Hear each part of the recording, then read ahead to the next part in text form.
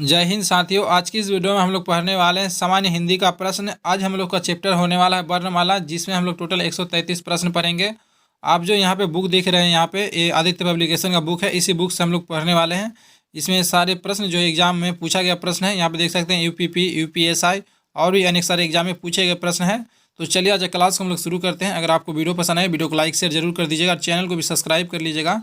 तो यहाँ से हम लोग शुरू करते हैं। पहला प्रश्न है आपका, वर्णमाला किसे कहते हैं? तो इसका आंसर होगा आपका ऑप्शन नंबर डी, क्या हो जाएगा? वर्णों के समूह को वर्णमाला कहते हैं। दूसरा सवाल है यहाँ पे आपका, क्वेश्चन का जो आंसर आपको नीचे में दिखाई देगा यहाँ पे, भाषा की सबसे छोटी इकाई कौन सी है? तो इसका आंसर होगा आपका ऑप्शन नंबर डी, वर्ण। भाषा की सबसे छोटी इकाई क्या है? वर्ण।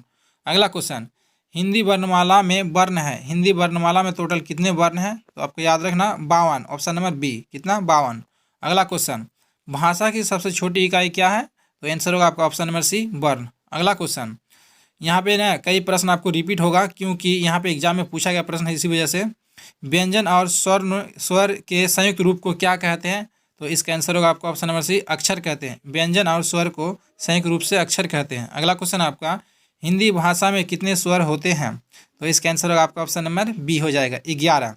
क्वेश्चन को हम लोग जल्दी जल्दी करेंगे, ठीक है? ये सिर्फ आपका रिवाइज के लिए क्लास है। हिंदी भाषा में कितने व्यंजन होते हैं? तो इसका आंसर होगा आपका ऑप्शन नंबर बी, 33। अगर ऑप्शन में आपका ना जब भी कुल पूछेगा तो आपको याद रखना 39 होगा, अगर ऑप्शन में रहेगा तो। अगर नहीं रहेगा तो आपको 33 मार देना, ऑप्शन नंबर बी। अगला क्वेश्चन आपका, एक से अधिक वर्णों को मेल को क्या कहते हैं? तो इसका आंसर होगा आपका अक्षर। अभी हम लोग पढ़ चुके हैं ऊपर में। हिंदी वर्णमाला में व्यंजनों की कुल संख्या कितनी होती है? 33। कई बार एग्जाम में आ चुका है। उसका अगला क्वेश्चन आपका, जिसका उच्चारण स्वतंत्र से होता है और जो व्यंजन के उच्चारण में सहायक होते हैं उसे क्या कहते हैं? उसे कहते हैं हम लोग स्वर वर्ण। ऑप्शन नंबर क्या हो जाएगा? बी। अगला क्वेश्चन में चलते हैं, 11 नंबर सवाल में आते हैं यहाँ पे। तो 11 नंबर सवाल है आपका, हिंदी में ध्वनियों कितने प्रकार के होते हैं? हिंदी में ध्वनियाँ जो होती है कितने प्रकार की होती है? आंसर होगा आपका ऑप्शन नंबर क्या हो जाएगा? बी, सॉरी ए, 2 प्रकार का। एक हो जाएगा स्वर और दूसरा हो जाएगा आपका व्यंजन। अगला क्वेश्चन आपका, वर्णमाला में स्पर्श व्यंजनों की संख्या कितनी होती है? तो याद रखना आपको 25। स्पर्श जब भी बोल देगा 25, और ऐसे पूछेगा सिंपल सा कितना होता है तो 33, लेकिन कुल पूछेगा तो आपको 39 याद रखना है। यहाँ पे दिया गया है, भाषा की सार्थक लघुत्तम इकाई किसे माना जाता है? तो इसका आंसर होगा आपका ऑप्शन नंबर ए, शब्द। यहाँ पे देखो, सार्थक लघु, जब भी आपको पूछेगा कि सार्थक क्या है, सार्थक लघुत्तम इकाई, तो ये बोलना है आपको, शब्द बोलना है। लेकिन ऐसे सिंपल सा पूछेगा कि भाषा की लघुत्तम इकाई क्या है, तो आपको वर्ण बोलना पड़ेगा, ठीक है? ऑप्शन नंबर बी हो जाएगा उस अनुसार। लेकिन इस अनुसार से पूछेगा कि सार्थक लघुत्तम इकाई क्या है, तो शब्द होगा। अगला क्वेश्चन को देखते हैं, लिपि चिन्हों के क्रमबद्ध समूह को क्या कहते हैं? आंसर होगा आपका वर्णमाला, ऑप्शन नंबर डी। अगला क्वेश्चन आपका, वर्णों के समुदाय को क्या कहते हैं? आंसर होगा आपका ऑप्शन नंबर ए, वर्णमाला। कई प्रकार से क्वेश्चन पूछे जा सकते हैं। हिंदी भाषा में कुल कितने व्यंजन हैं? आंसर होगा आपका ऑप्शन नंबर बी, 33। अगला क्वेश्चन आपका, शब्द की सबसे छोटी इकाई क्या है? आंसर होगा आपका वर्ण। जब आपको बोलेगा शब्द की सबसे छोटी सार्थक इकाई, तब आपको याद रखना है क्या हो जाएगा आपका? शब्द। अगला क्वेश्चन है आपका, निम्न में से दीर्घ स्वर है, तो यहाँ पे कौन सा दीर्घ स्वर है? तो इसका आंसर होगा आपका ऑप्शन नंबर बी, दीर्घई। ऑप्शन नंबर क्या होगा? दीर्घई। अगला क्वेश्चन में देखते हैं हम लोग 19 नंबर प्रश्न आपका, निम्नलिखित में से कौन सा मूल दीर्घ स्वर नहीं है? तो इसका आंसर होगा आपका ऑप्शन नंबर डी, क्या हो जाएगा? ओ, ये आपका मूल दीर्घ स्वर नहीं है। अगला क्वेश्चन आपका, हिंदी भाषा में हर्ष स्वरों की संख्या कितनी है? आंसर होगा आपका 4। याद रखना, ऑप्शन नंबर बी हो जाएगा 4। क्या क्या है बता देते हैं एक बार। अ, हर्षई, हर्षऊ और री, ये 4 जो है आपका हर्ष स्वरों की संख्या है। अगला क्वेश्चन आपका, निम्न में से दीर्घ स्वर कौन सा है? तो दीर्घ स्वर क्या हो जाएगा आपका? तो इसका आंसर होगा आपका ऑप्शन नंबर ए, क्या हो जाएगा? ये दीर्घ स्वर है, ऑप्शन नंबर ए। अगला क्वेश्चन आपका, किस स्वर के उच्चारण में दीर्घ स्वर से अधिक समय लगता है? तो इसका आंसर होगा ऑप्शन नंबर डी, प्लुत स्वर। प्लुत स्वर का उच्चारण में दीर्घ स्वर से भी अधिक समय लगता है। अगला क्वेश्चन आपका, प्लुत स्वर कौन सा है? तो इसका आंसर होगा आपका ऑप्शन नंबर ए हो जाएगा, क्या हो जाएगा? ओम। जो बीच में आप देख रहे हैं ना, उसे कहते हैं हम लोग प्लुत, क्या हो जाएगा? ओम। ये आपका क्या? प्लुत स्वर है। अगला क्वेश्चन आपका, हिंदी स्वरों का वर्गीकरण जब जीभ के भाग के आधार पर किया जाता है, तो निम्नलिखित में से कौन सा भेद इसके अंतर्गत नहीं आएंगे? तो इसका आंसर क्या हो जाएगा? ऑप्शन नंबर डी, विवृत्ति। जो जीभ है, जीभ को 3 भागों में बांटा गया है, अग्र, मध्य और पक्ष। अगला क्वेश्चन को देखते हैं हम लोग, यहाँ पे दिया गया मध्य स्वर कहते हैं, तो मध्य स्वर एक मात्र है, आपको याद रखना अ जो है आपका मध्य स्वर है, बाकी सभी अग्र और पक्ष स्वर हैं। अगला क्वेश्चन आपका, भाषा विज्ञान की दृष्टि से दीर्घऊ किस प्रकार का स्वर है? तो ये हो जाएगा आपका पक्ष स्वर, ऑप्शन नंबर डी। दीर्घऊ का उच्चारण पक्ष स्वर से होता है, जीवा का सबसे निचला हिस्सा। अगला क्वेश्चन देखते हैं, निम्नलिखित में से कौन सा स्वर समवृत्ति है? तो इसका आंसर होगा आपका ऑप्शन नंबर सी, हर्षई, ऑप्शन नंबर सी। अगला क्वेश्चन में चलते हैं, 27 हो चुका है, यहाँ पे 28 में आएंगे। 28 नंबर क्वेश्चन आपका, अर्धवृत्तीय स्वर क्या है? तो इसका आंसर होगा आपका ऑप्शन नंबर बी, आई। आई क्या है आपका? अर्धवृत्तीय स्वर है। अगला क्वेश्चन, स्वर ध्वनि के प्रकार है? तो स्वर ध्वनि के प्रकार है, आंसर होगा आपका ऑप्शन नंबर डी, सभी। क्या हो जाएगा? दीर्घ, हर्ष और प्लुत, ये सारे आपके स्वर ध्वनि के प्रकार हैं। अगला क्वेश्चन आपका, हिंदी के अग्र आवृत्तिकार समवृत्ति ध्वनि है? तो इसका आंसर होगा आपका ऑप्शन नंबर बी, हर्षई, जिसे अग्रभाग से उच्चारण होता है, कह रहा है यहाँ पे। उसके बाद आवृत्तिकार या फिर समवृत्ति ध्वनि क्या है? तो आपका हर्षय है। अगला क्वेश्चन, स्वर के उच्चारण में लगने वाले समय को क्या कहते हैं? आंसर होगा आपका उसे मात्रा कहते हैं। अगला क्वेश्चन, मात्रा स्वर को क्या कहते हैं? आंसर होगा आपका ऑप्शन नंबर बी, समरूप या ग्रेफीन कहते हैं, ग्रेफीम कहते हैं। अगला क्वेश्चन, ओ और औ किस प्रकार के वर्ण है? इसका आंसर होगा आपका ऑप्शन नंबर डी, कंठोष्ठ। याद रखना क्या हो जाएगा? कंठोष्ठ, ऑप्शन नंबर डी। अगला क्वेश्चन, स्वर किसका भेद है? तो इसका आंसर होगा आपका ऑप्शन नंबर सी, वर्ण का। यहाँ पे देखिए दिया गया आपका संधि भी दिया गया, आपको संधि में कन्फ्यूजन नहीं होना है। स्वर जो है आपका दोस्तों ये वर्ण का ही भेद है, ऑप्शन नंबर सी। अगला क्वेश्चन आपका, निम्नलिखित में से कौन सा संयुक्त स्वर नहीं है? आंसर होगा आपका ऑप्शन नंबर सी, दीर्घऊ। दीर्घऊ क्या है? संयुक्त स्वर नहीं है। अगला क्वेश्चन आपका, निम्नलिखित में से कौन सा स्वर कंठ तालव्य है? यानी कंठ और तालु से इसका उत्पन्न होता है, उच्चारण होता है। तो इसका आंसर होगा आपका ऑप्शन नंबर डी, क्या हो जाएगा? ए। ए क्या है आपका? कंठ तालव्य ध्वनि है। अगला क्वेश्चन आपका, निम्नलिखित में से कौन से शब्द में अनुनासिक है? तो इसका आंसर होगा आपका ऑप्शन नंबर सी, संभालना, ऑप्शन नंबर सी, ये आपका अनुनासिक शब्द है। अगला क्वेश्चन में चलते हैं। अगला क्वेश्चन है आपका, कौन सा शब्द में अनुनासिकता है? तो इसका आंसर होगा आपका ऑप्शन नंबर सी, कंटीला। यहाँ पे देखना अनुनासिकता बोला है ना, जिसका लास्ट में आकर रहा रहेगा, आ रहेगा, वो हो जाएगा अनुनासिकता। ऑप्शन नंबर क्या हो जाएगा? सी, क्या हो जाएगा? कंटीला। अगला क्वेश्चन में देखते हैं, किस वर्ण का उच्चारण स्थान कंठ तालु से है? कंठ तालु से किसका होता है? ऑप्शन नंबर हो जाएगा डी, ऐ का। ऐ का उच्चारण कहाँ से? कंठ तालु से। अगला क्वेश्चन आपका, ऐ का उच्चारण स्थान क्या है? फिर आ गया वही क्वेश्चन, ऑप्शन नंबर डी हो जाएगा, कंठ तालव्य। अगला क्वेश्चन आपका, स्वर ए आई का उच्चारण कहाँ से होता है? कंठ तालव्य। एक ही जैसा क्वेश्चन आपको 3-4 मिल सकते हैं, ताकि आपको रिवाइज भी हो जाएगा, अच्छा से याद भी हो जाएगा। और ये मेरा ना PDF हम थोड़े ना सेट किए हैं, ये तो किताब में दिया गया है, उसी का पढ़ा रहे हैं, इसी वजह से डबल भी आपको मिल सकता है। मात्रा के आधार पर स्वर कितने प्रकार के होते हैं? तो मात्रा के आधार पर कितने होते हैं? 2 होते हैं, याद रखिएगा। अगला क्वेश्चन आपका, वर्ण तालिका के अनुसार हर्ष, दीर्घ और प्लुत क्या है? तो यह स्वर के प्रकार है, ऑप्शन नंबर ए होगा आंसर। अगला क्वेश्चन आपका, जिनकी ध्वनि केवल मुख से निकलती है वे क्या है? तो इसका आंसर होगा आपका ऑप्शन नंबर क्या हो जाएगा? डी, निर्नुनासिक, ऑप्शन नंबर निर्नुनासिक स्वर, ऑप्शन नंबर डी हो जाएगा। अगला क्वेश्चन आपका, कंठ तालव्य कौन सा है? कंठ तालव्य यानी किसका उच्चारण कंठ तालव्य से होता है? अभी जस्ट आपको बताए थे, ए आर आई का उच्चारण कहाँ से होता है? कंठ तालव्य। याद रखिएगा, ये एग्जाम में कई बार आ चुके हैं, इसलिए एग्जाम आने की पूरी संभावना है ऐसे प्रश्न। अगला क्वेश्चन आपका फिर से, ए आई का उच्चारण कंठ तालव्य। अगर क्वेश्चन रिपीट होगा ना, उसे तुरंत हम लोग आगे बढ़ जाएंगे, ठीक है। अगला क्वेश्चन देखते हैं। अगला क्वेश्चन आपका, निम्न में से कंठ ध्वनि कौन सी है? तो इसका आंसर होगा ऑप्शन नंबर ए, कंठ ध्वनि क्या हो? क, ख, ग, कोबर का जितना भी है। अगला क्वेश्चन देखते हैं, निम्नलिखित में से हिंदी की कंठ ध्वनि है? फिर से आ गया, क्या हो जाएगा? तो इसका आंसर होगा आपका डी, हो, जो आपका कंठ ध्वनि है, ये याद रखिएगा, हो क्या है? कंठ ध्वनियाँ है। अगला क्वेश्चन, घो का उच्चारण स्थान बताना है, फिर क्या हो जाएगा? कंठ हो जाएगा। इजी सवाल है, हम लोग फटाफट करेंगे। निम्न में से कंठ ध्वनि क्या है? तो कोबर का हो जाएगा। तो यहाँ पे देखते हैं कोबर का है, तो यहाँ पे उस तरह नहीं है, तो इसका हो जाएगा ऑप्शन नंबर बी, आ, हो और विसर्ग, ये जो है आपका कंठ ध्वनिया है, इसका उच्चारण कंठ से होता है। अगला क्वेश्चन है आपका, निम्न में से कंठ वर्ण है? फिर से आ जाएगा, तो क्या हो जाएगा? इसका आंसर ऑप्शन नंबर बी, अ हो जाएगा। अगला क्वेश्चन है आपका, स्वध्वनि का उच्चारण कहाँ से होता है? इंपॉर्टेंट प्रश्न, आंसर होगा आपका ऑप्शन नंबर सी, तालु से। क्या हो जाएगा? तालु से। अगला क्वेश्चन, उच्चारण स्थान के आधार पर जो यहाँ है व्यंजन है, किस प्रकार का उच्चारण कहाँ से होता है? तो इसका होगा आपका तालव्य से, तालव्य या फिर आप तालु भी कह सकते हैं। अगला क्वेश्चन, तालु का मतलब होता है जीभ। तो अगला क्वेश्चन आपका, हिंदी की स्वध्वनियाँ है, तो स्वध्वनियाँ कैसी है?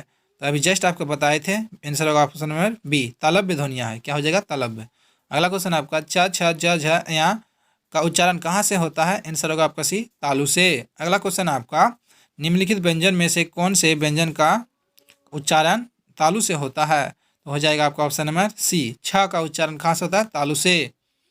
56 क्वेश्चन हम लोग कवर कर चुके हैं। उसके बाद हम लोग चलते हैं 57 में, क्योंकि जल्दी जल्दी प्रश्न कर रहे हैं ना, तो यहाँ पे 57 नंबर थोड़ा सा इसे इस तरह से कर लेते हैं ताकि अच्छा से दिखे, जस्टिफाइड जिसे कहते हैं। तो 57 नंबर प्रश्न है आपका, हर्षय दीर्घय च छ ज झ या आदि का उच्चारण किससे होता है? तो आप लोग जानते होंगे तालु से यानी तालब से। किस व्यंजन का उच्चारण स्थान तालब है? फिर से आ गया, तो क्या हो जाएगा आंसर? ऑप्शन नंबर बी हो जाएगा, झ का उच्चारण। अगला है आपका यो का उच्चारण कहाँ से होता है? इंपॉर्टेंट प्रश्न है, इसे याद रखिएगा, तालु से। यो का उच्चारण तालु से होता है, इंपॉर्टेंट प्रश्न है ये, इसे याद रखिए। अगला क्वेश्चन में चलते हैं हम लोग, यहाँ पे आपका 60 नंबर, स का उच्चारण कहाँ से होता है? आंसर होगा आपका ऑप्शन नंबर बी, तालु से। अगला क्वेश्चन, सौ का और यो का याद रखिएगा, आपको क्या हो जाएगा? तालु से। अगला क्वेश्चन आपका निम्न में से तालव्य ध्वनि है, तो क्या हो जाएगा? तालवस्व, ऑप्शन नंबर, देखो तालवस्व इसका उच्चारण करते हैं ना, तालु आता है इसलिए तालवस्व। दंतस्व यानी दंत से हो जाएगा। मूर्धांस्व यानी मुख से हो जाएगा, मूर्धा से हो जाएगा। इस तरह से तीनों सौ को याद रखना है। 3 सौ है ना, तालव्य, मूर्धांस्व, दांतस्व, तो उसमें आपका आंसर छुपा हुआ है। अगला क्वेश्चन देखते हैं भाइयों, चौ वर्ग ध्वनियाँ किस वर्ग में आती है? तो चौ वर्ग का क्या हो जाएगा आपका? तालब से हो जाएगा, ऑप्शन नंबर सी। अगला क्वेश्चन आपका, ड का उच्चारण स्थान क्या है? तो इसका आंसर होगा आपका ऑप्शन नंबर सी, मूर्धा से। क्या हो जाएगा? मूर्धन्य या फिर मूर्धा जिसे कह सकते हैं। अगला क्वेश्चन आपका, हिंदी की मूर्धन्य ध्वनियाँ है, तो कहाँ से उच्चारण होगा? क्या क्या है? आंसर होगा आपका ऑप्शन नंबर बी, ट ठ ड ढ, ये सारे क्या आपका मूर्धन्य ध्वनियाँ है। अगला क्वेश्चन आपका दोस्तों, जिसका उच्चारण ऊपर के दांतों पर जीभ लगने से होता है उसे क्या कहते हैं? 65 का आंसर होगा आपका ऑप्शन नंबर बी, दंत। क्या हो जाएगा? दंत। दांत से होगा, जीभ लगने से तो दंत हो जाएगा।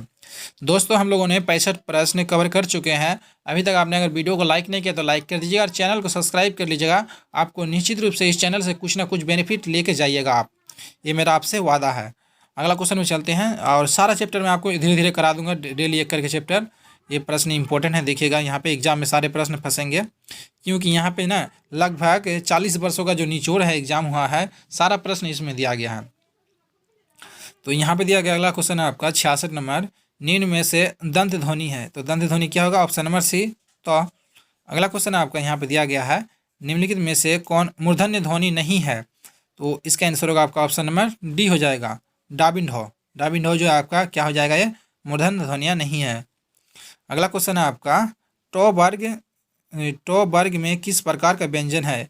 आंसर होगा आपका ऑप्शन नंबर क्या हो जाएगा? सी हो जाएगा, मूर्धन्य। टो वर्ग मूर्धा से उत्पन्न होता है इसलिए मूर्धन्य हो जाएगा। अगला क्वेश्चन है भाइयों, टो वर्ग का उच्चारण होता है, फिर से आ गया मूर्धा से, ऑप्शन नंबर सी। कहीं पे आपको मूर्धा मिलेगा तो कहीं पे आपको मूर्धन्य मिलेगा। अगला क्वेश्चन में देखते हैं हम लोग, उच्चारण स्थान की दृष्टि से कौन सा विकल्प शुद्ध है? तो दंत स्व सही है, दंत से। उसके तालब स्व, यहाँ पे आपका क्या हो जाएगा? तो यहाँ पे आपका क्या कहा गया क्वेश्चन में, उच्चारण की दृष्टि से कौन सा विकल्प शुद्ध है बोला है, तो शुद्ध से चयन करना, ऑप्शन नंबर ए हो जाएगा। क्या हो जाएगा? दंत से, दंत स्व का उच्चारण होता है। यहाँ पे देखिए बी और सी को हमें चेंज करना पड़ेगा। दंत स्व का उच्चारण क्या हो जाएगा? दांत से होता है। तालब स्व का उच्चारण तालु से होता है। और यहाँ पे जो मूर्धांश होगा मूर्धा से, यानी यहाँ पे ना सी को और हम लोग बी को चेंज करेंगे तो सही हो जाएगा इसका। और चौबर का क्या होता है? तालु से होता है, ये भी याद रखिए। यहाँ पे सारे बेमेल है लेकिन सुमेलित है आपका ऑप्शन नंबर ए।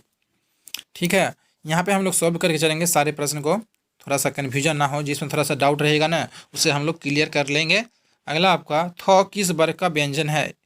तो इसका आंसर होगा आपका ऑप्शन नंबर सी, दंत वर्ग का। क्या हो जाएगा? दंत। अगला क्वेश्चन आपका, निम्न में से दंत वर्ण है, क्या हो जाएगा? तो इसका आंसर होगा ऑप्शन नंबर सी, तो जो है आपका क्या है? तो जो है आपका दंत वर्ग का वर्ण है। सारे प्रश्न एग्जाम में पूछे गए प्रश्न है, इसलिए काफ़ी इंपॉर्टेंट बन जाता है। ऐसे ही प्रश्न एग्जाम में रिपीट होते रहते हैं। दो ध्वनि का उच्चारण स्थान बताना है, आंसर होगा ऑप्शन नंबर बी, दंत। अगला आपका, तो ध्वनि की, तो वर्ग की ध्वनियों का उच्चारण स्थान बताना है, तो क्या होगा आपका? बी हो जाएगा, दंत।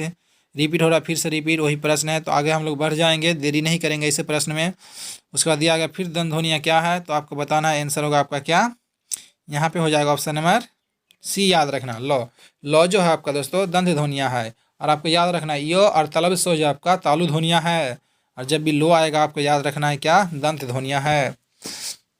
जिसमें ना आपको थोड़ा सा डाउट होगा, यानी आप भूलेंगे या फिर कन्फ्यूजन होंगे, उसे आप कॉपी में नोट कर लीजिएगा। हिंदी की ओष्ठ व्यंजन कौन सा है? तो इसका आंसर होगा आपका ऑप्शन नंबर सी, भौ। भौ क्या है? ओष्ठ व्यंजन है। अगला क्वेश्चन है आपका, निम्न में से ओष्ठ ध्वनियाँ नहीं है, तो यहाँ पे नहीं है पूछा है, तो इसका आंसर क्या होगा? ऑप्शन नंबर ए हो जाएगा, चौ, क्योंकि चौ आपका तालु है। अगला क्वेश्चन आपका, हिंदी की बौ ध्वनि है, फिर से आ गया, आंसर होगा ऑप्शन नंबर बी, ओष्ठ ध्वनियाँ।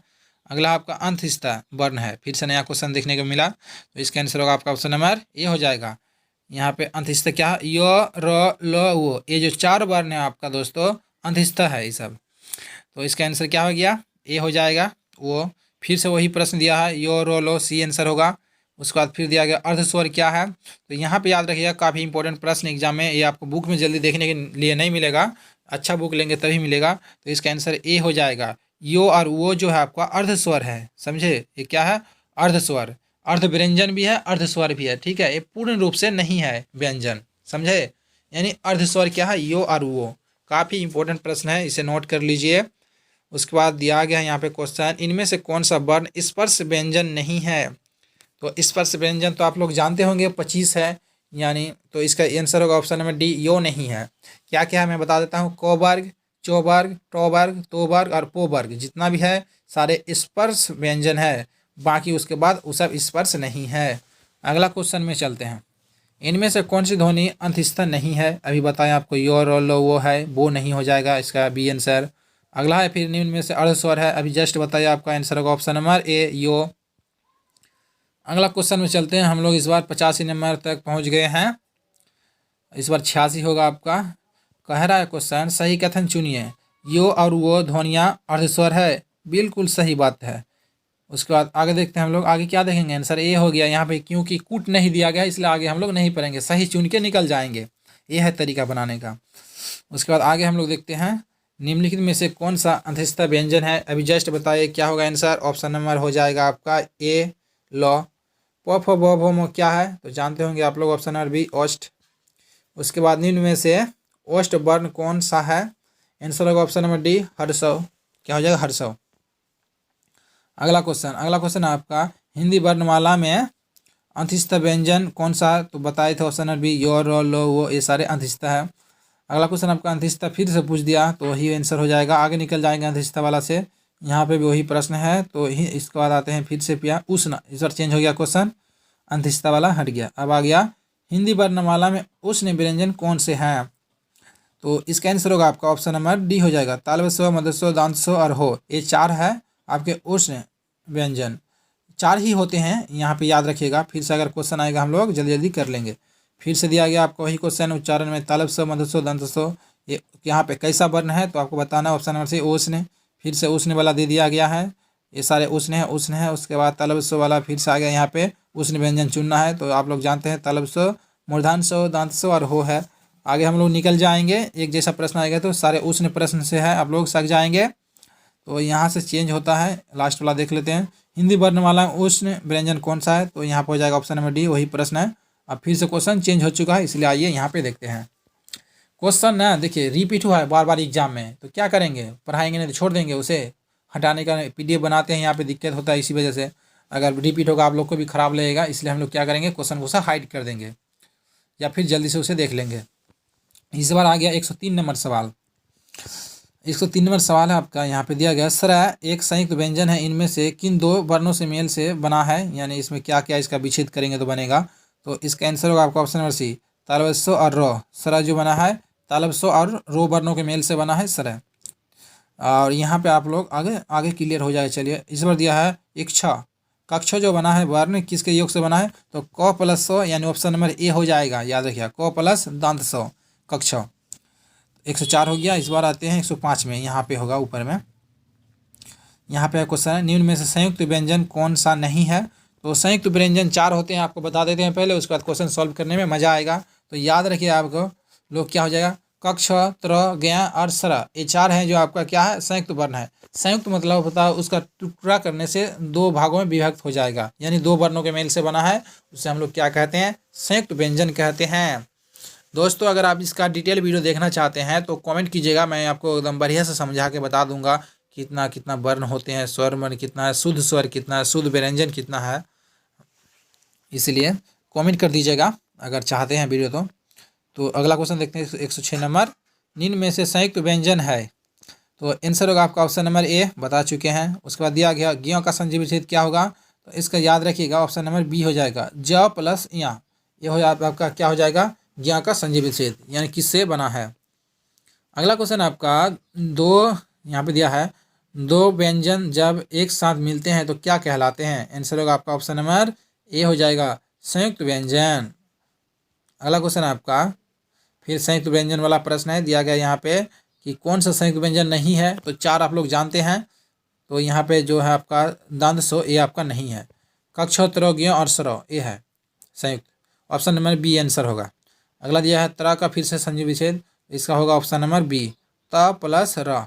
याद रखिएगा पहला वाला में हलंत लगेगा, जितना भी चारों बताया है ना, जो आपका यहाँ पे वर्ण कक्ष त्र ज्ञ स्र, सब में पहला वाला में हलंत लगाना है, बाद में नहीं लगेगा, ऑप्शन नंबर बी। अगला है आपका यहाँ पे कौन सा चेंज हो गया टाइप, इस पर आ गया अल्प प्राण ध्वनि है। तो मैं यहाँ पे पहले आपको समझा देना चाहता हूँ। देखो, एक होता अल्प प्राण, एक होता महाप्राण। प्राण मतलब होता है दोस्तों वायु, प्राण मतलब क्या, वायु। अल्प मतलब थोड़ा सा वायु निकलेगा मुंह से, और महाप्राण मतलब थोड़ा अधिक वायु निकलेगा, उसे महाप्राण कहेंगे। जिसका उच्चारण में बहुत कम ध्वनि निकलेगा, हवा निकलेगा मुंह से, उसे हम लोग क्या कहेंगे, अल्प प्राण। जैसे यहाँ पे हो गया क ख, खो में अधिक निकल रहा, ग घ, घो में अधिक निकलेगा वहाँ, यानी जो वर्णमाला है हम लोग का क वर्ग ख वर्ग, उसका पहला तीसरा पांचवा ये आपका अल्प प्राण है, और दूसरा और चौथा जो होगा सारे वर्ग का आपका महाप्राण होगा। चलिए हम लोग इसे सॉल्व करते हैं। दिया गया आपका निम्न में से कौन सा अल्प प्राण है, तो ये क्या हो जाएगा, ऑप्शन नंबर ए क। अगला देखते हैं, निम्न में से कौन सा व्यंजन अल्प प्राण है, फिर से याद रखिएगा आपको पहला तीसरा और पांचवा, तो यहाँ पे च हो जाएगा ऑप्शन नंबर सी। फिर दिया गया अल्प प्राण कौन सा है, तो यहाँ पे देखेंगे खो नहीं है, गो हो जाएगा ऑप्शन नंबर क्या, तीसरा नंबर का है, इसलिए बी। तीसरा ये पहला तीसरा पांचवा याद रखना, विषम वाला, विषम वाला क्या हो जाएगा आपका, अल्प प्राण। इजी सवाल है। उसके बाद यहाँ पे कौन सी ध्वनि महाप्राण नहीं है, तो यहाँ पे दिया गया ख घ, महाप्राण नहीं है यानी अल्प प्राण है, तो अल्प प्राण हो जाएगा आपका ऑप्शन नंबर क्या हो जाएगा, तीसरा वाला क्या, ज है, तो सी हो जाएगा आंसर। तो दोस्तों यहाँ पे टोटल मैंने थोड़ा सा मिस्टेक हो गया, 114 जीके का पीडीएफ बनाए थे वहाँ पे, और एक पेज में था 133 था, तो और भी है यहाँ पे 100 प्रश्न, उसका नेक्स्ट पार्ट में हम लोग बना के देख लेंगे जितना ही प्रश्न है, उसके बाद फिर नेक्स्ट चैप्टर हम लोग करेंगे।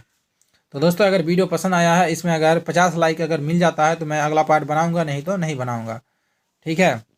अगर आप लोग पसंद करते हैं तो वीडियो को लाइक कर दीजिएगा और चैनल को सब्सक्राइब कर लीजिएगा। मिलते हैं फिर नेक्स्ट वीडियो में। Thanks for watching.